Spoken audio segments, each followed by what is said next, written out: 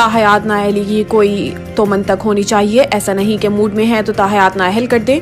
Supreme court में article 62(1) के तहत नाअहली मुद्दत केस की समाअत हुई। दरखास्त गुजार के वकील ने दलाइल दिए कि अदालतें डिक्लेरेशन देने का इख्तियार रखती हैं। 2017 में सुप्रीम कोर्ट ने करार दिया जब हकाइक तस्लीम शुदा हों डिक्लेरेशन दिया जा सकता है। चीफ जस्टिस ने रिमार्क्स दिए कि सुप्रीम कोर्ट कैसे डिक्लेरेशन दे सकता है, सुप्रीम कोर्ट को यह हक कैसे हासिल हुआ, क्या सुप्रीम कोर्ट आर्टिकल 62(1) का बराह रास्त कोर्ट ऑफ लॉ के इख्तियार का इस्तेमाल कर सकती है, क्या इलेक्शन ट्रिब्यूनल ताहयात नाअहल भी कर सकता है। सवाल यह है कि नाअहली ताहयात होगी, ये कहाँ लिखा हुआ है। नाअहली ताहयात का असूल तो समीउल्लाह बलोच केस में तय किया गया।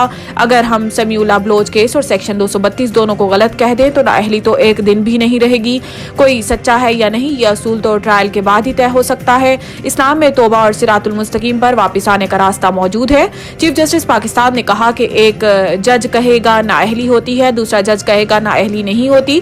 जालसाजी पर डिक्लेरेशन कौन देगा। कुछ अल्फाज ऐसे हैं जो महज कागज के टुकड़े के सिवा कुछ नहीं। फैज हमीद ने धरना कमीशन को जवाब जमा करवा दिया। हुकूमत के खिलाफ साजिश के इल्जामात की तरदीद।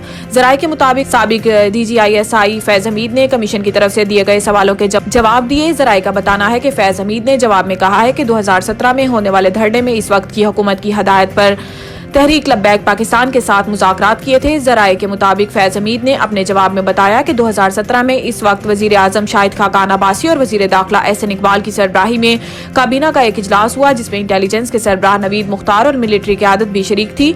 इन तमाम अफराद की मुश्तरका हदायत पर TLP से मुज़ाकरात किए थे। PTI ने बल्ले के इंतखाबी निशान के हसूल के लिए सुप्रीम कोर्ट से रुजू कर लिया। तहरीक इंसाफ ने पेशावर हाई कोर्ट के फैसले के खिलाफ सुप्रीम कोर्ट में अपील दायर कर दी जिसमें मौक़िफ़ अख्तियार किया गया है कि इलेक्शन कमीशन की दरखास्त काबिल समाअत ही नहीं थी। इलेक्शन कमीशन इस मामले में फरीक नहीं बन सकता। दरखास्त में कहा गया है कि दीगर सियासी जमातों के बरक्स PTI के खिलाफ इम्तियाजी सलूक किया जा रहा है। इलेक्शन कमीशन ने बल्ले का इंतखाबी निशान वापस लेते हुए वक्त शवाहिद को मद्देनजर नहीं रखा, जबकि पेशावर हाई कोर्ट के जज ने कानून की गलत तशरीह की जिसके बाइस नाइंसाफी हुई। PTI की दरखास्त में कहा गया है कि 26 दिसंबर 2023 को आर्जी रिलीफ दिया गया था। आर्जी रिलीफ से कबल फ्री कैन को नोटिस दिया जाना जरूरी नहीं। नाकाबिले तलाफी नुकसान के खदशात के तहत अबूरी रिलीफ दिया जाता है। पेशावर हाई कोर्ट को बताया कि बल्ले का निशान न मिलने से ना तलाफी नुकसान होगा।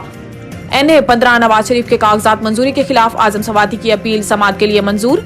PTI रहनुमा आजम सवाती ने मुस्लिम लीग नून के कायद नवाज शरीफ के एबटाबाद में कौमी असम्बली के हल्के NA 15 से कागजात नामजदगी की मंजूरी के खिलाफ अपील दायर की थी जिसे समाअत के लिए मंजूर कर लिया गया है। अदालत ने आजम सवाती की अपील पर नवाज शरीफ को कल के लिए नोटिस जारी कर दिया और इलेक्शन ट्रिब्यूनल के सरबराह जस्टिस कामरान हयात अपील पर समाअत करेंगे।